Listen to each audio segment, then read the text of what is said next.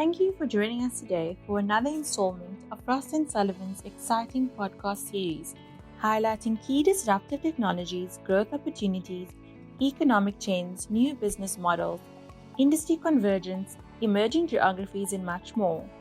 I'm Zaheera Ahmed, consulting analyst with the Mobility Research Team, and in this podcast, I'll be discussing findings from our recently published research on the South African automotive aftermarket industry forecast to 2023.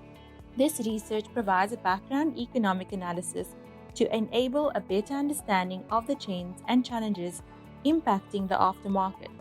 It is clear that the previous government's mismanagement of the economy led to its weakening and to the rand's depreciation, which has had serious knock-on effects on the automotive aftermarket. Another important element of research has been to look into the performance of the new vehicle sector and how vehicles in operation have been impacted, since these variables have had a direct effect on the performance of the aftermarket. Although the weakened economic climate has caused a decline in new vehicle sales, vehicle park has continued to show consistent growth. Vehicle park has, however, aged, with the average age of South African passenger and light commercial vehicles rising to 12.2 years. An aging park generally incurs higher maintenance costs and therefore drives growth in the aftermarket. The South African automotive aftermarket has exhibited strong growth since the early 2000s and is forecast to grow annually at 5.5% until 2023. Heightened levels of investment into the sector, combined with new entrants, most notably small-sized businesses, resulted in total revenues reaching $6.6 billion in 2017. As a consequence of new entrants, market share concentration has dropped. This has not only reduced the ability of any one company to control prices, it has also effectively raised the level of competition in the industry.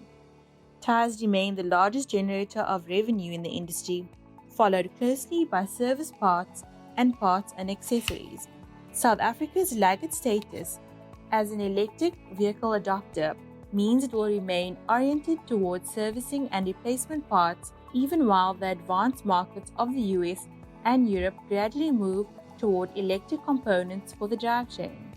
Authorized dealers constitute approximately 20 to 30% of the aftermarket for the sale of parts, while independent aftermarket distributors and retailers account for the lion's share.